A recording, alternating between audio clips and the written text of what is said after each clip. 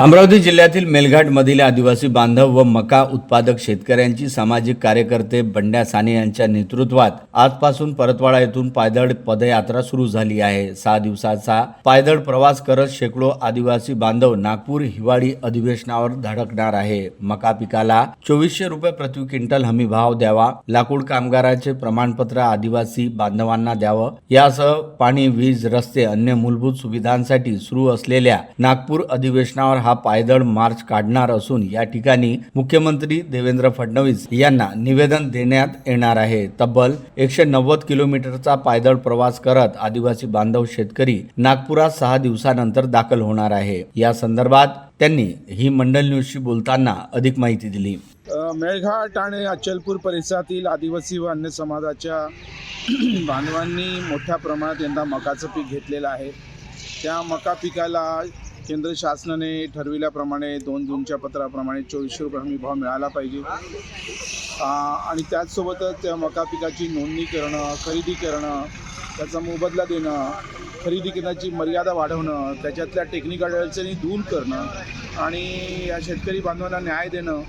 त्यासोबतच मेळघाट व अचलपूर परिसरातील लाकूड कामगार आहेत, त्यांनी बरेच वर्ष वन विभाग यांच्यासोबत काम केलं आहे, त्यांना त्यांच्या कामाचा पुरावा पाहिजे आहे। गेल्या वर्षभरापासून ते वन विभागाच्या चक्रा मारत आहेत। मेळघाट आणि अचलपूर परिसरामध्ये जे आधार कार्ड आहे त्या आधार कार्डसाठी लागणारी जी फी आहे ती नियमाप्रमाणे घेण्यात येत नाही आहे, लोकांना सर्रास लुटल्या जात आहे। नियमाप्रमाणे फी घ्यावी असा आग्रह आहे, परंतु ते लोक काही ऐकत नाही। इतर जे ऑनलाईन कागदपत्र आहेत त्याच्यासाठी पण मोठ्या प्रमाणात पैसे घेतले जातात, नियमाप्रमाणे फी घेतली जात नाही। ज्या लोकांना शेतजमीन जे वनजमिनीवर शेती केली होती त्या शेतजमिनीचे प्रमाणपत्र देण्यात आलेले आहे, मात्र त्याचा सातबारा देण्यात यावा। मोठ्या प्रमाणात लोकांनी वन अधिकार कायद्यासाठी अर्ज दाखल केले आहेत, त्यांची गेल्या अनेक दिवसापासून बैठक नाही होत आहे। मेळघाटमधील जो समाज आहे विविध सुविधेपासून वंचित आहे। मेळघाट परिसरामध्ये मेळघाटच्या कल्याणासाठी प्रकल्प अधिकारी यांची जी नेमणूक गेल्या 3 वर्षासाठी करावी। मेळघाटमधल्या बऱ्याच लोकांनी काही मुलांना नागपूरमध्ये इंजिनिअरिंगसाठी प्रवेश घेतला होता, त्यांना त्यांची कागदपत्र मिळाली नाही, तिथलं कॉलेज त्यांना त्यांचे कागदपत्र देत नाही।